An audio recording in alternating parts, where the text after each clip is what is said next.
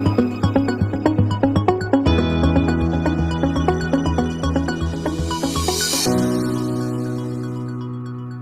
egoless architect. Most Starchitects have a visual signature. You see a curve, and you know it's Hadid. You see crumpled metal, and it's Gehry. But Cesar Pelli? His signature wasn't a shape. It was a philosophy of appropriateness. By prioritizing the urban context over personal style, he proved that great design is an act of service, not just expression. Welcome to AEC Leadership. We advance the expertise of leaders and the competence of talent across the built environment. In an industry often driven by ego, we champion the Pelli approach, putting the mission first and the signature second. Today we're looking at the life of Cesar Pelli, not just as a history lesson, but as a masterclass in AEC leadership, materiality, and the art of the contextual skyscraper. The man behind the skyline, the strategic biography. To understand the skyscrapers, you first have to understand the man. Cesar Pelli arrived in the American Midwest in 1952 with a humble outsider's perspective. He developed the superpower that would define his career, the ability to listen. By the time he founded his firm in 1977, he was 50 years old. That same year, he was appointed Dean of the Yale School of Architecture. He wasn't just building a practice, he was shaping the industry's pedagogical future. Leadership Lesson 1: The Long Game. Pelli proved that your peak doesn't have to happen in your 30s. Leadership is a marathon of compounding knowledge. He spent 25 years learning before he started leading, proving that a late start is often just a stronger foundation for a high-authority career. Segment 1: The Saarinen Years and the Glass Skin. Before Pelli was a household name, he spent 10 years in the think tank of Eero Saarinen. Saarinen taught Pelli that a building must be designed in the context of the city. Pelli applied this to the skin. At Gruen Associates, he pioneered the high-tech glass curtain wall for the Pacific Design Center in LA. Pelli realized glass didn't have to look like a heavy wall. He treated it like a taut, lightweight fabric, pushing the boundaries of structural silicone glazing. Leadership Lesson 2: Technical Advocacy. Innovation is often polarizing. Critics initially hated the blue whale, but Pelli's leadership was defined by his ability to bridge the gap between a radical vision and the industrial reality of mass-produced glass. You cannot lead a billion-dollar project if you cannot defend the physics of your innovation. If this leadership lesson just changed how you view your next kickoff, hit that like button so the algorithm shows this to more of our industry peers. Segment 2: The Petronas Pivot and Material Science. In 1991, Pelli was tasked with the Petronas Towers. This is where his cultural intelligence as a leader shines. He looked at the Rub El Hizbi, 2 overlapping squares, to create a complex, 16-pointed star floor plan. The engineering pivot.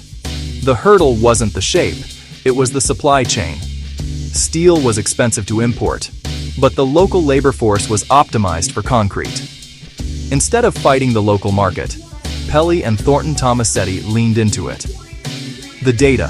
Standard residential concrete is roughly 25 to 30 MPa. Pelli pushed the limits of local chemistry to 115 MPa, over 16,000 psi. The risk: nuance.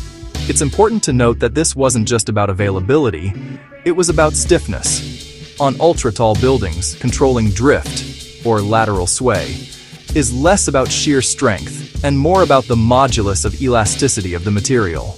By engineering this ultra-high-performance concrete, Pelli ensured the tower had the structural rigidity required to withstand wind loads while maintaining occupant comfort.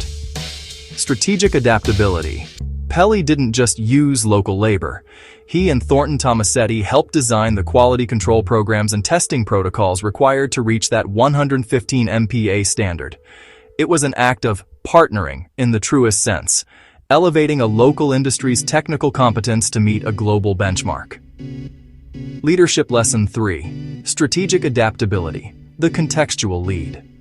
True expertise isn't about enforcing a global best practice, it's about finding the local best practice. A great AEC leader doesn't impose a solution that the local supply chain can't support. Segment 3. The Studio Firm Model and the Power of Craft. How did Pelli scale his firm without losing quality? He rejected the factory model in favor of the studio model. Pelli famously sat at a regular desk, not in a private office.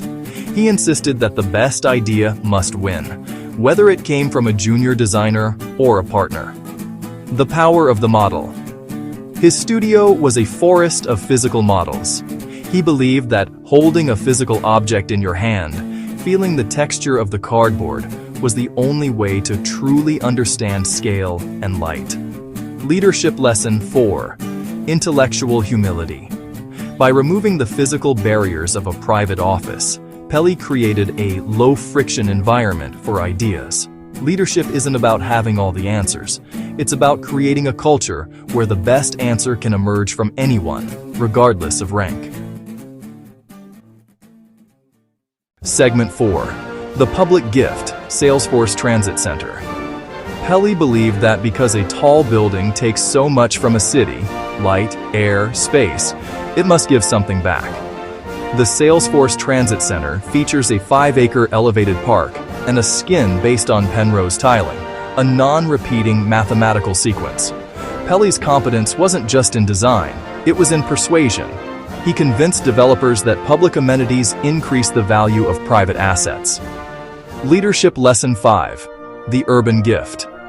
As an AEC leader, you aren't just building a structure, you are building urban infrastructure.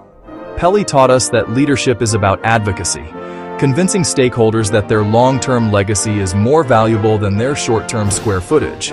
If this leadership lesson just changed how you view your next kickoff, hit that like button so the algorithm shows this to more of our industry peers. Segment 6. The Partnering Protocol and Risk Management.